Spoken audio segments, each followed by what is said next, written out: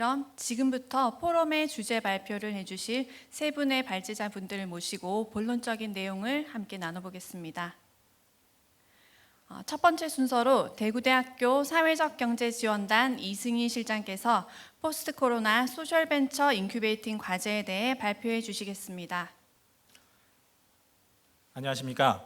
포스트 코로나 시대 소셜벤처 인큐베이팅 과제라는 제목으로 발표를 맡게 된 대구대학교 사회적경제지원단 운영지원 실장을 맡고 있습니다. 이승희라고 합니다.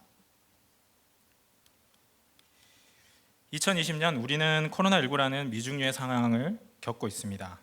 전 세계적으로 확인된 코로나19 감염자 수만 4천만 명에 이르고 있고 세계보건기구 WHO 발표에 따르면 확인되지 않은 감염자 수를 포함하면 세계 인구 10%에 해당하는 7억 6천만 명이 이미 감염되었을 것이라는 추정을 하고 있습니다. 코로나19 바이러스 감염 확산세는 좀처럼 사그러들지 않고 있고 바이러스의 감염 확산은 우리로 하여금 이전에는 경험해 보지 못한 새로운 일상으로 강제하고 있습니다. 코로나 이전으로 돌아갈 수 없다는 전망까지 나오고 있습니다. 바이러스의 확산 충격은 인간의 생명에만 위기가 되는 것이 아니라 세계 금융 그리고 노동시장에도 위협을 넘어 위기가 되고 있습니다. OECD 2020 노동시장 전망에 따르면 2008년 글로벌 금융위기 때보다 코로나19로 인한 위기가 노동시장에 10배 더 악영향을 끼친다는 보고가 있습니다. 이를 반증하듯 통계청에서 발표한 2020년 9월 고용 동향에서는 실업률이 20년 만에 최대치를 육박하게 되었습니다. 바이러스가 발생한 지 1년이 다 되어가지만 언제 끝날지 모르는 팬데믹 장기화로 코로나 블루, 코로나 레드, 코로나 블랙 같은 신조어가 생길 정도로 국민들의 피로감은 극에 달하고 있습니다.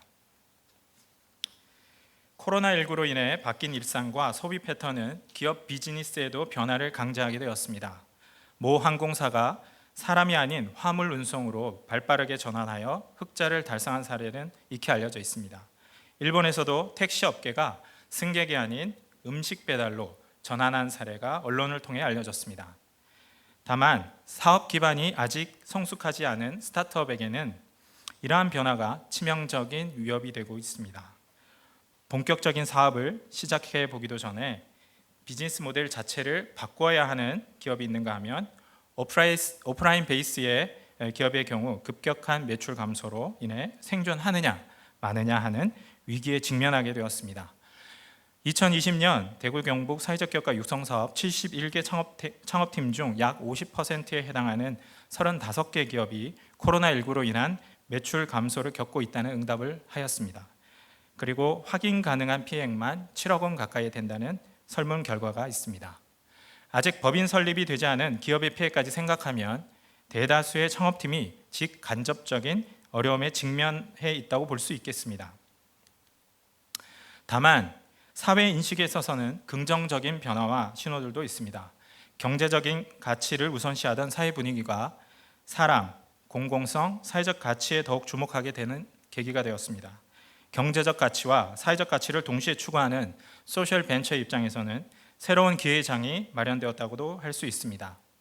소셜 벤처를 육성하는 창업 지원 기관의 입장에서 보면 어떻게 하면 창업팀이 코로나19가 가져온 환경의 변화에 적응하고 나아가 포스트 코로나 시대에도 성공적으로 성장하는 소셜 벤처를 육성할 것인가를 고민하지 않을 수 없습니다. 현재 우리 대학에서 창업 지원 기관으로 참여하고 있는 사회적 기업가 육성 사업의 경우를 바탕으로 다음 몇 가지의 인큐베이팅 과제가 있다고 생각합니다. 첫째, 소셜 벤처가 추구하는 사회적 가치, 즉 소셜 미션이 포스트 코로나 시대에서 과연 어떤 의미를 가질 수 있을까 고민해야 될 것 같습니다. 코로나19 상황에서 에듀테크와 돌봄이 주목받았던 것처럼 포스트 코로나 시대에는 교육, 헬스케어, 환경, 교육 변화 등과 같은 보다 다양한 사회적 가치에 더욱 주목할 가능성이 높아질 것으로 예상됩니다.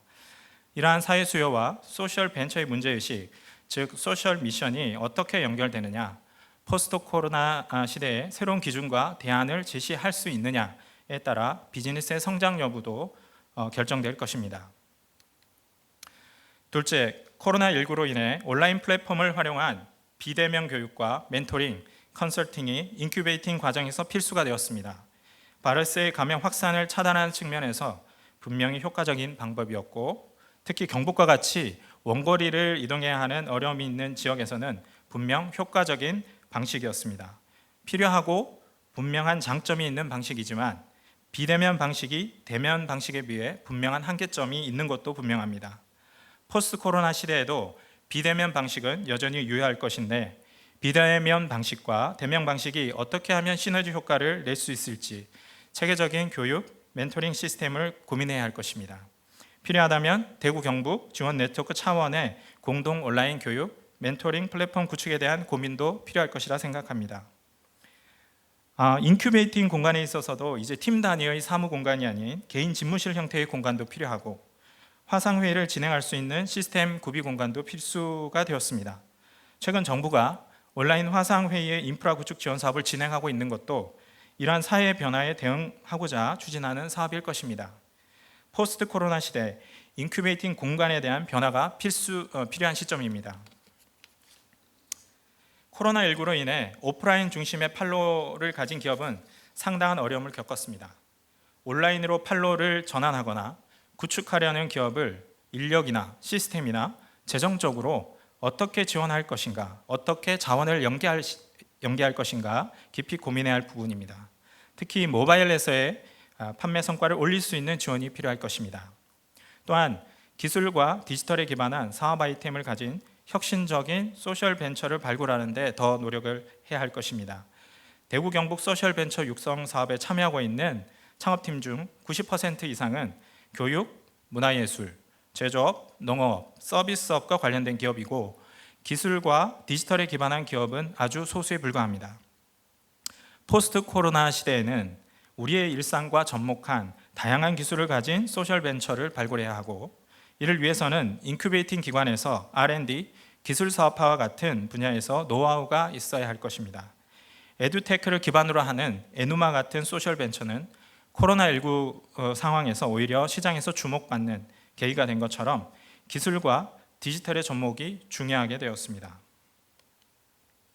세 번째, 코로나19는 소위 동네에서의 소비, 리모트 워크, 로컬 여행의 재발견, 로컬 푸드 등과 같은 로컬 중심의 라이프 스타일을 만들었습니다.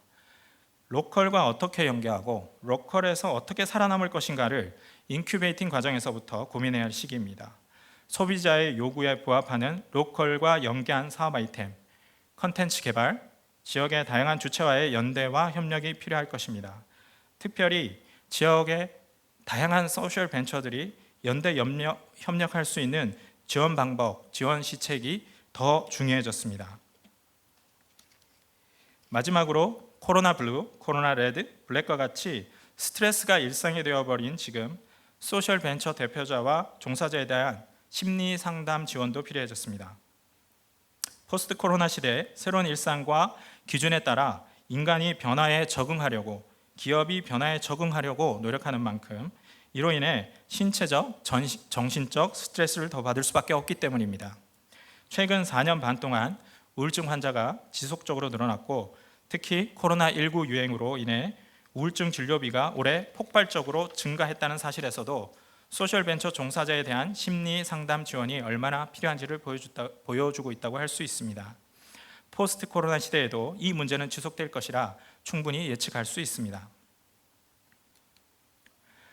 전통적으로 소셜벤처 인큐베이팅 기관의 역할을 보면 기존의 교육과 멘토링, 컨설팅, 그리고 여러 가지 자원을 연계하고 네트워크 지원을 해주고 사무 공간을 제공하는 등과 같은 고유한 역할이 있었습니다. 이제 포스트 코로나 시대에는 온라인, 화상 인프라, 심리 상담, 그리고 기술 R&D 지원, 그리고 임팩트 투자, 금융 투자와 같은 보다 확장된 인큐베이팅 기관으로서의 역할이 요구받게 되었습니다. 올해 대구대학교 사회적 기업 지원센터는 코로나19에 대응하여 온라인 교육, 멘토링, 컨설팅, 온라인 홍보 콘텐츠 제작, 특히 유튜브, 블로그, SNS를 통한 홍보, 그리고 크라우드 펀딩 진행과 같은 노력을 기울여 왔습니다. 또한 자원 연계에 있어서도 인건비, 사업화 자금 지원에서도 일부분 성과를 이루어내었습니다. 내년도 육성 사업 모집에 있어서도 온라인과 오프라인을 병행하는 등 현재의 코로나19 상황의 환경 변화에 대응하기 위한 노력과 작은 성과들을 조금씩 이뤄나가고 있습니다. 포스트 코로나 시대, 우리가 이전에는 경험해보지 못한 시기가 앞으로 다가오고 있습니다. 올해의 작은 노력과 성과들을 바탕으로 다양한 영역에서의 인큐베이팅 지원 프로그램을 추진해 나가야 하겠습니다. 감사합니다.